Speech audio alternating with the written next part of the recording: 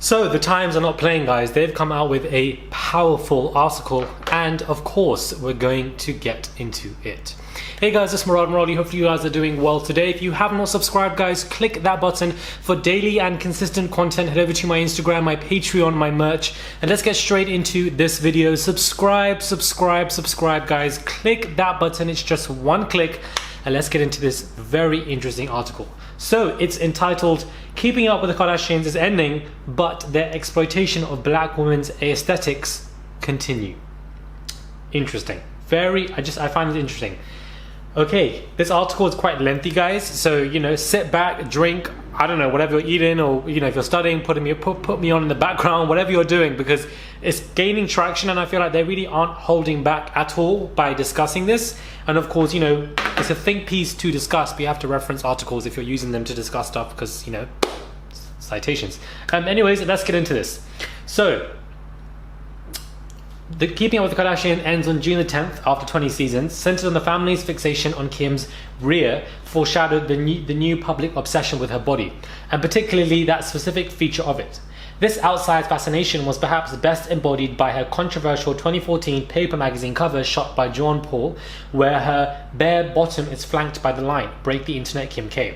On social media and in numerous think pieces, the cover drew comparisons to Saartjie Baartman, the 19th century South African woman known as a Hottentot Venus. I think I'm pronouncing that wrong, her name. In this problematic comparison lies the troubling root of the obsession with the Kardashian aesthetic.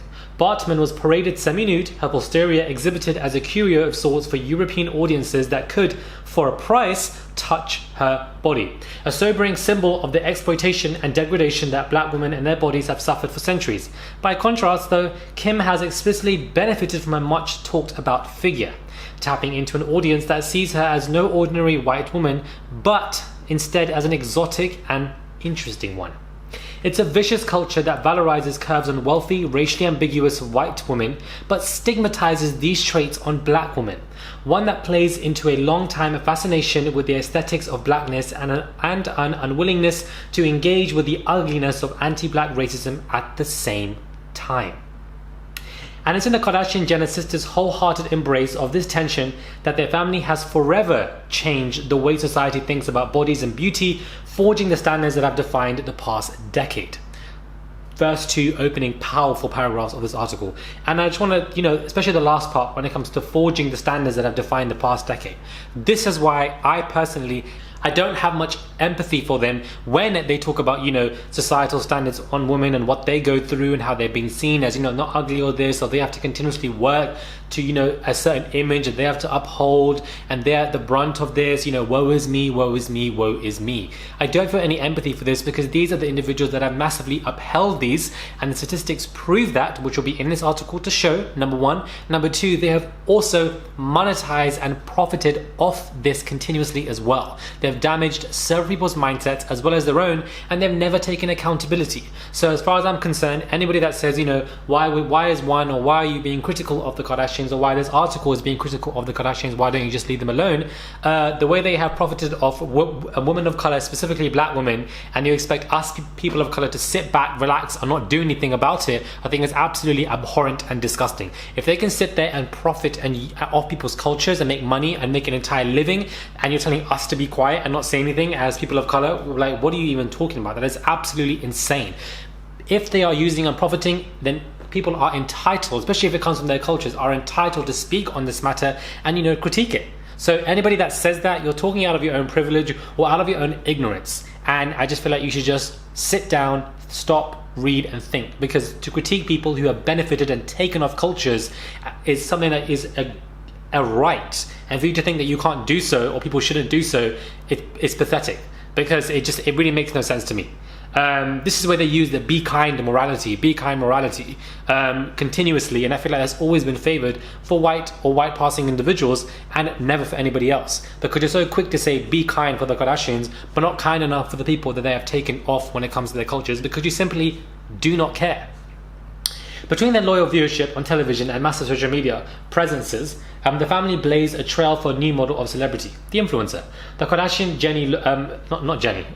Jenner look, heavily contoured makeup, dramatically curvy bodies, and plumped lips have had cyclical moments of popularity, but they owe much of their mainstream favor in recent years to the wide influences of the sisters. Even after Keeping Up ends and the family moves onto their new deals to create content for Disney and Hulu, this legacy will always remain. With the allure of the exotic white woman is an old... Why the hell did I... Why did I have almonds before I recorded? The weird nuts are just in my damn throat. That's not what I mean. But you know what? That sounded... I didn't mean to sound like that. I didn't mean it to sound like that, as in I've just been having almonds. Not anything else. Anyways, while the allure of the exotic white woman is as old as a long-time debate about Cleopatra and her racial background, Kim has pioneered the branding of it as an identity, leveraging it for the creation of a fashion and beauty empire, leaning into the allure of her fame and endless resources to form a brand.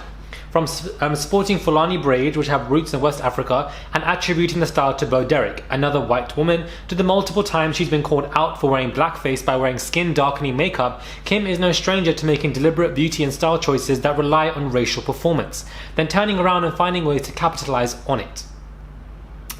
Very interesting. Despite a cultural appropriation scandal ahead of its launch, her shapewear line Skims has found a strong base of customers who put their trust in Kim and her hourglass shape to deliver a product that will support their own curves, or the curves that they get surgically to emulate her. A 2018 study by the American Society of Plastic Surgeons found that butt-enhancing procedures had increased by 256% since 2000.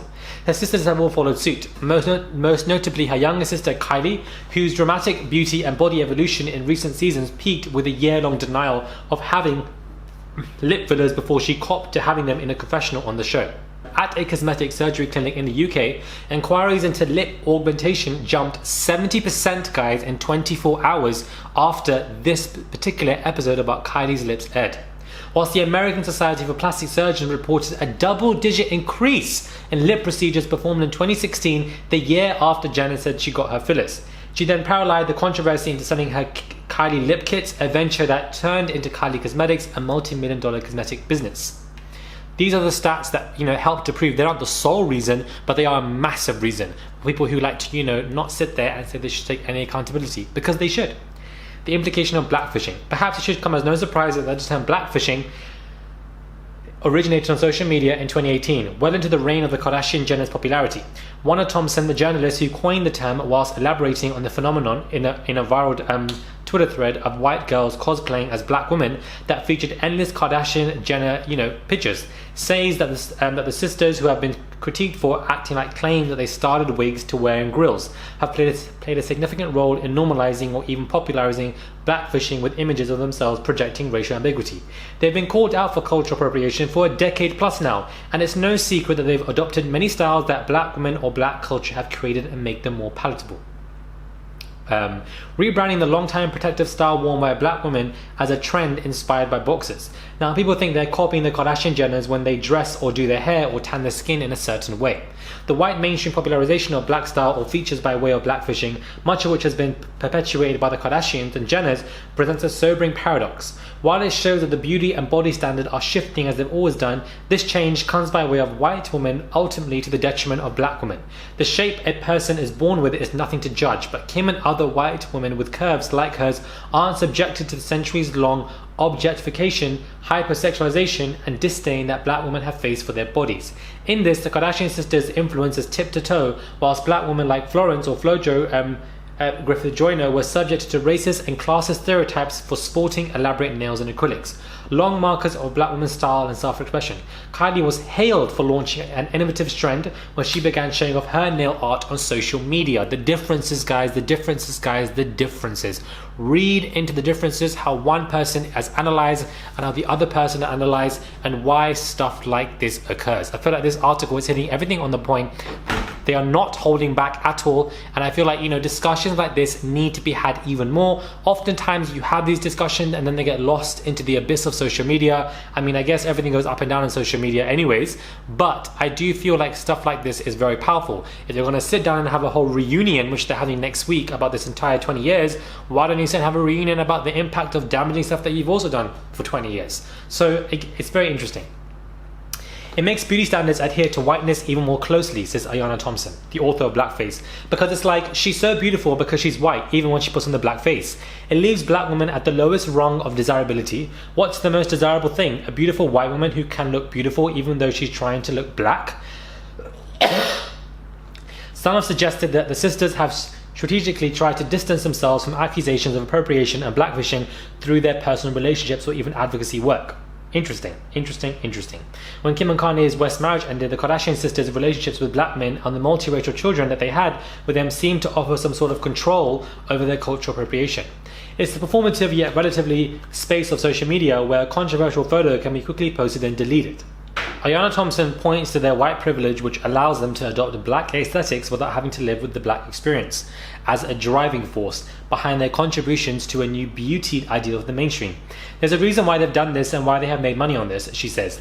That's the ultimate power of whiteness, right? That I can like these things which we may want to denigrate, but I don't have to stay there. I get to come back to the safety of whiteness. They can go and explore, go and experience. Everybody wants to try and be black, but they don't actually want to really be black. They just want to experience and profit off, which is why you have these several individuals. You have several artists, like Danny Lay is an example. They change their aesthetic, and then Demi Lovato talking about how she's 1% West African. You know, they find, or anybody in their roots, which could be, you know, 5 or 6, 7, 8, I don't know, 10 parents or grandparents down the lineage who may have some kind of trace in Africa, and suddenly they want to boast about it so that they can use it to profit off when it comes to their career. If these individuals weren't public with their career, they wouldn't be talking about any of that because it wouldn't profit them. They're doing so because they want to be seen as cool, aesthetic, they want to be accepted into certain communities and profit off. When the going gets tough, suddenly they disappear or they become very, very quiet. And I feel like it's very unnecessary for, you know, people to do stuff like this. Like, I just find it very suspect. I find it very sus when people say, just when they, you know, listen, if one of your grandparents was genuinely a black individual, kudos to you, that's fine. But you have a lot of people who like to stretch, like to do the most because they want to beg certain communities so that they can be aligned to, you know, pop culture, being accepted. And I just feel like it's a bit irritating because just be yourself. Paris Hilton, not a major fan of the girl, but the girl has been herself. She's been a white girl, been how she is. She's never changed herself. And I find it to be very frustrating. Like, I don't know why you need to scream it like Danny Lay. You know, you have this where they just want to enjoy it. They want to have the best of both worlds. Okay, Hannah Montana, that's what they really want to be doing. Very interesting article. Very keen to know what your thoughts are and your comments are. Comment down below, subscribe to the channel, click that button, and I'll catch you guys soon for another video.